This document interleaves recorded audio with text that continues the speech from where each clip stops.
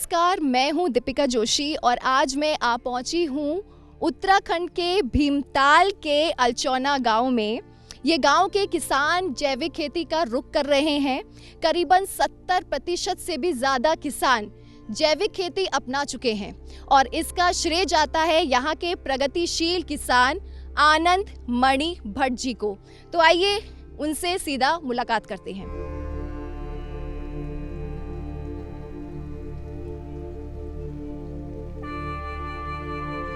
अभी मेरे साथ मौजूद हैं आनंद मणि भट्ट जी। तो बहुत बहुत स्वागत है आनंद जी आपका किसान ऑफ इंडिया में। नमस्कार, किसान ऑफ इंडिया चैनल का मेरे क्षेत्र में हार्दिक स्वागत और अभिनंदन। साथ ही सभी किसान भाइयों की तरफ से मैं किसान ऑफ इंडिया चैनल का स्वागत करूंगा। आनंद जी ने 2013 से अपने खेती के सफ़र की शुरुआत की। उन्होंने अपनी फील्ड में कई तरीके के वेजिटेबल क्रॉप्स लगाए हुए हैं, उनकी खेती वो कर रहे हैं और कई तरीके के इनोवेशंस पे वो काम कर रहे हैं। इस वीडियो में उनके इनोवेशंस के बारे में हम आपको आगे ज़रूर बताएंगे। साथ ही उन्होंने वाटर मैनेजमेंट को लेकर भी काम किया हुआ है। पानी के इस्तेमाल को खेती में पानी के इस्तेमाल को लेकर भी वो अच्छा काम कर रहे हैं। ये सब बातों पे हम जाएं उससे पहले आनंद जी मैं आपसे जानना चाहूँगी कि किस तरह से आपके खेती के सफ़र की शुरुआत हुई? जी, 2013 से पहले मैं किसी मल्टीनेशनल कंपनी में फूड प्रोसेसिंग कंपनी थी, उस पर कार्य करता था और वहाँ से जो है कंपनी का पलायन हो गया और दूर मुझे जाना था। तो घर की परिस्थितियों को देखते हुए मैंने जो है निर्णय अपना वापस ले लिया और खेती का जो है मन बनाया। तत्पश्चात मैं घर आया और मैंने जो है अपने KVK के वैज्ञानिक, पंतनगर के वैज्ञानिक, साथ ही कृषि विभाग की आत्मा परियोजना के अधिकारियों से संपर्क बनाया और उन लोगों को मैंने जो है अपने बारे में बताया कि मैं जो है वर्तमान में खेती करना चाहता हूं और मुझे सहयोग चाहिए। और उन सभी के मार्गदर्शन से आज मैं इन सफलता की ओर जा रहा हूं। तो आइए अब आगे चलते हैं कि आनंद जी ने अपनी फील्ड में कौन कौन सी फसलें लगा रखी हैं और किन किन फसलों की वो खेती करते हैं।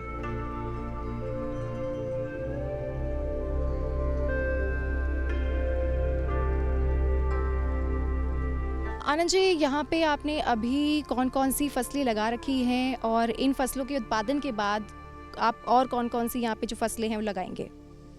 वर्तमान में मेरे खेत पे मटर लगी हुई है और आलू को लगा हुआ है, साथ ही बंद गोभी लगी हुई है। और इन फसलों के उपरांत यहाँ पे टमाटर, शिमला मिर्च, सलादी मिर्च और अचारी मिर्च आदि की खेती यहाँ पे करेंगे। और आपने जो है ब्लैक पोटैटो भी लगाया हुआ है, इसके बारे में हमारे जो व्यूवर्स हैं उनको थोड़ा बताइए। ब्लैक पोटैटो मैंने लास्ट ईयर लगाया था और जिसको मैंने जो है 2.5 किलो के आसपास जो है एक प्रयोग के तौर पे अपने खेत में लगाया और जिसका बहुत ही अच्छा उत्पादन मुझे गर्मियों में मिला। मेरे के द्वारा इसको मार्च में लगाया गया और जून में इसकी जो है खुदाई की गई और लगभग 2.5 किलो में से मेरे को 50 किलो आलू काला वाला मिला और जिसको मैंने आगे बीज के लिए रखा हुआ था। और पहाड़ पे जैसा कि आलू को काफ़ी लंबे समय तक रखना दिक्कतों का सामना होता है, तो एक बड़ी दिक्कत मेरे सामने भी आई क्योंकि आलू मेरा साल भर मुझे रोकना था बीज के लिए। तो बीच में उसमें अंकुरण आ गए और वो अंकुरण लगभग 1 मीटर लंबे तक हो गए। मजबूरन होकर मुझे वो अंकुरण तोड़ने पड़े क्योंकि उस समय नहीं था आलू लगाने का। और मैंने उस अंकुरण को भी एक प्रयोग के तौर पर देखना चाहा कि जो है आज तक खेती में जो भी आलू लगता है उसका बीज जब लगता है तभी आलू उत्पादन होता है। और उन अंकुरण को जब मैंने जो है अपने खेत पे प्रयोग के तौर पे लगाया तो वास्तव में देखा कि उसमें जो है आलू लगे हुए। और ये मैंने एक बहुत बड़ी उपलब्धि अपने लिए सोची और साथ ही किसान भाइयों के लिए कि जो है अगर किसी किसान भाई का आलू सड़ जाता है, अगर अंकुरण उसमें बचा हुआ है और वो उस अंकुरण को तोड़ के भी अपने खेत में लगा सकते हैं और उससे भी उत्पादन आलू का ले सकते हैं।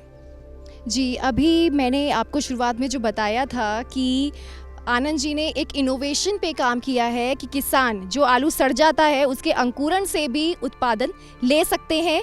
तो अब आगे हम चलते हैं, देखते हैं कि जैविक खेती में सबसे ज़्यादा ज़रूरी होता है खाद क्या है, फर्टिलाइज़र्स क्या है, ऑर्गेनिक।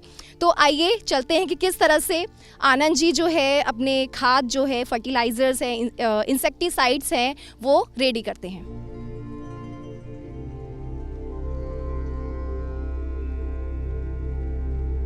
ये वो जगह है जहाँ इनके ऑर्गेनिक फर्टिलाइज़र्स, इंसेक्टिसाइड्स और पेस्टिसाइड्स रेडी होते हैं।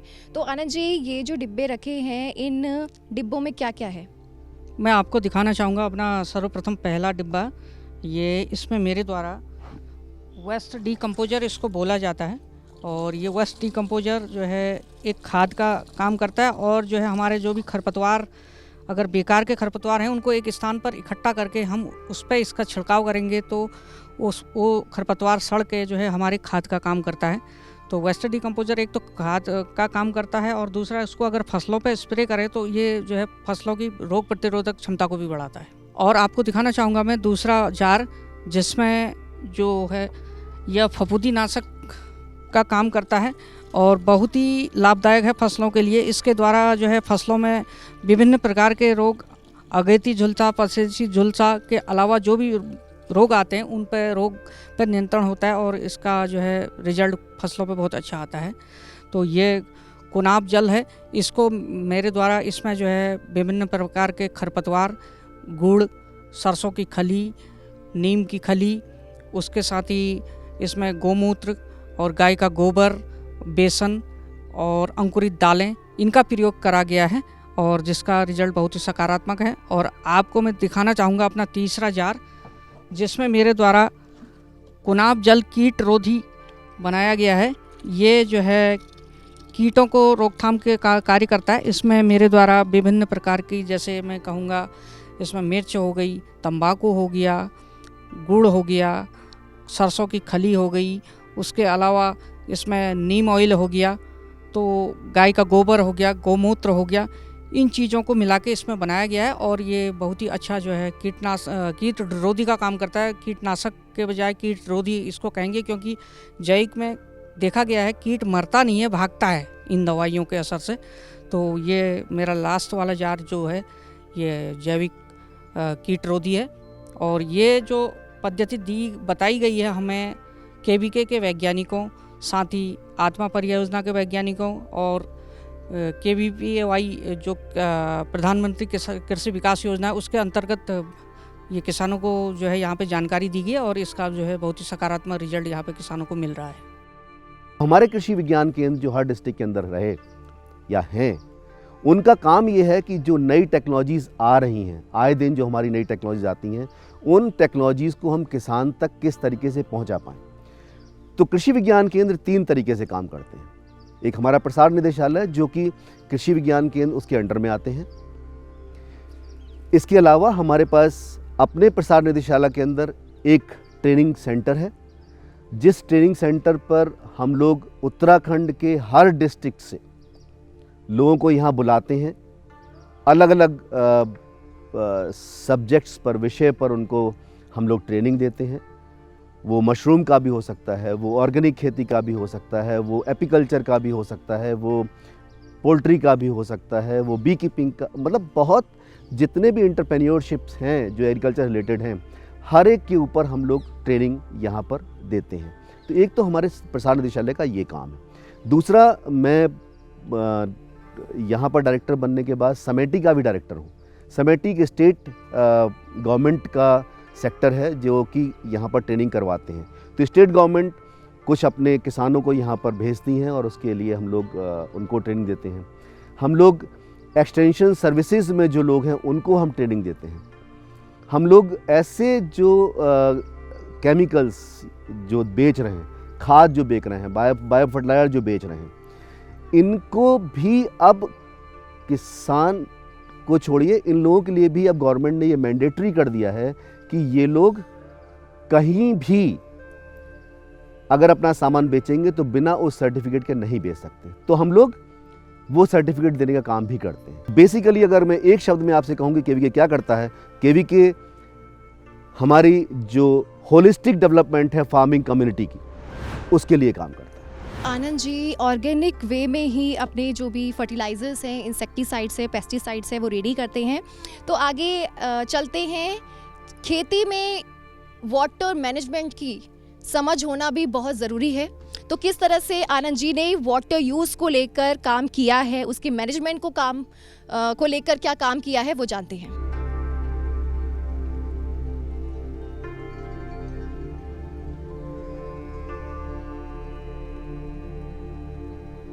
आनंद जी, आप वाटर मैनेजमेंट को लेकर भी काम कर रहे हैं, तो इसके बारे में हमारे ज़रा जो व्यूवर्स हैं उनको बताइए। मैं बताना चाहूँगा, मेरे पीछे आप देख रहे होंगे पानी किस तरह जो है यहाँ पर टैंक में जो है इकट्ठा करा जा रहा है, और इकट्ठा होने के बाद इसको हम गूल के द्वारा जो है खेतों तक पहुँचाते हैं, और जिसमें जो है खेतों की सिंचाई की जाती है।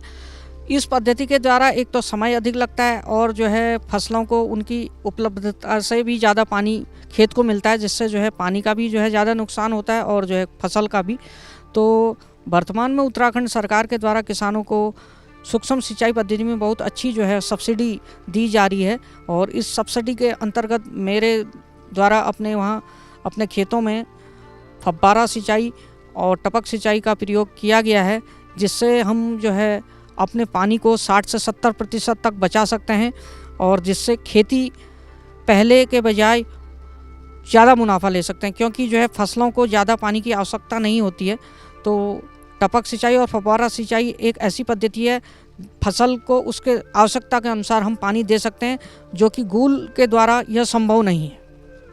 यहाँ मैं हमारे व्यूवर्स को बताना चाहूँगी कि जो आनंद जी है वो बड़े स्तर पर वाटर मैनेजमेंट को लेकर काम कर रहे हैं, और साथ ही दूर दराज गांवों से भी कई किसान उनके वहाँ ट्रेनिंग लेने के लिए आते हैं, और आनंद जी अपने इनोवेशंस के लिए ख़ास तौर पर जाने जाते हैं, और ऐसे ही कई इनोवेशंस की स्टोरीज़ हम आपको किसान ऑफ इंडिया में दिखाते रहे हैं। आप हमारे किसान ऑफ इंडिया के यूट्यूब चैनल पे, फेसबुक चैनल पे जाके देख सकते हैं, अपने व्यूज़ शेयर कर सकते हैं, लाइक कीजिए, कमेंट कीजिए, शेयर कीजिए। खैर, आगे हम आपको बताते हैं कि आनंद जी ने बीन्स को लेकर भी एक इनोवेशन किया है, तो वो इनोवेशन क्या है। आनंद जी, आपने आलू के अलावा बीन्स में भी इनोवेशंस किए हुए हैं, तो बीन के अपने इस प्रयोग के बारे में हमारे जो व्यूअर्स हैं उनको बताइए।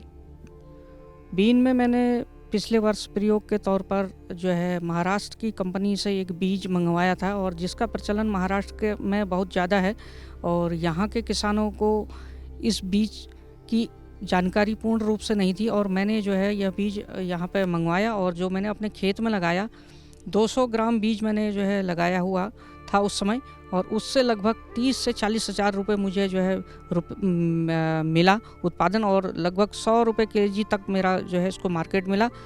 और इसका जो है वर्तमान में हमारे किसान भाई अपने क्षेत्र में प्रयोग के तौर पर काफ़ी मात्रा में बीन को ले रहे हैं।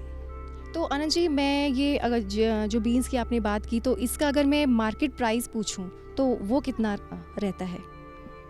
इसका मैं किसान भाइयों को बताना चाहूँगा, इसका बीज लगभग 2000 से 2500 के आसपास मिलता है, और इसका जो उत्पादन जब आप कच्चा मार्केट में इसको तोड़ के बेचेंगे तो इसको 40 रुपये से लेके 100 रुपये तक का, क्योंकि मैंने ये मार्केट मुझे मिला हुआ है, तो 100 रुपये तक का जो है मार्केट इसका मिलता है। और इसको ऑफ सीजनल तौर पर भी हम लोग प्रयोग कर सकते हैं, जैसे कि फरवरी मार्च में लगा के, या जो है जून जुलाई में लगा के, तो इसको वर्ष भर अगर किसान चाहे तो जो है उत्पादन ले सकते हैं। बहुत ही अच्छी बीन है जी।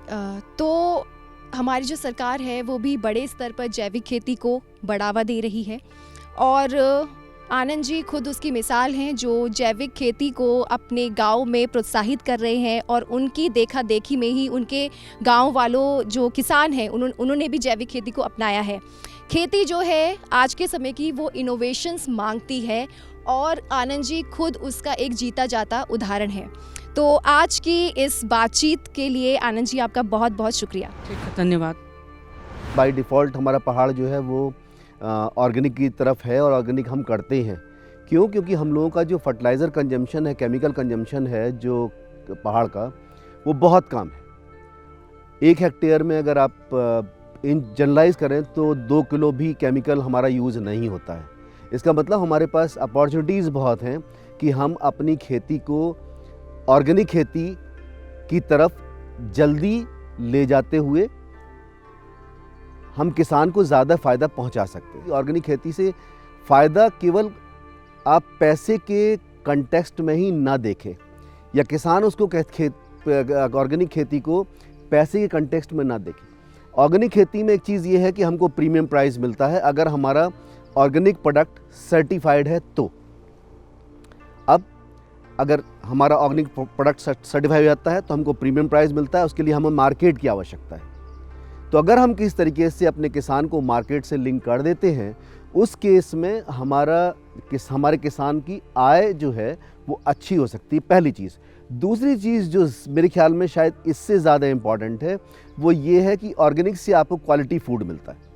और क्वालिटी फूड का मतलब ये होता है कि न्यूट्रिशन तो एक चीज़ होती है, इसके साथ साथ जो केमिकल्स के आए दिन हम लोग देख रहे हैं कि बीमारियां बढ़ रही हैं, हेल्थ पर उसके एडवर्स इफ़ेक्ट हो रहे हैं। पंजाब जो सबसे ज़्यादा प्रोडक्शन करता है, आप अगर वहाँ पर देखें तो वहाँ कैंसर केसेस आपको ज़्यादा मिलते हैं। बहुत सारे एलिमेंट आपको वहाँ दिखाई दे रहे हैं जो केमिकल्स की वजह से, वो केमिकल बहुत ज़्यादा तादाद में यूज़ हो रहा है। ये केमिकल से हम बच जाते हैं। जब हम बच जाते हैं तो न्यूट्रिशन के साथ साथ हमारी सेहत को भी बहुत फ़ायदा होता है। किसान ऑफ इंडिया के YouTube चैनल को सब्सक्राइब करने के लिए नीचे दिया हुआ सब्सक्राइब बटन दबाएं और किसान ऑफ इंडिया से जुड़े सभी अपडेट्स को पाने के लिए बेल आइकॉन दबाना ना भूलें।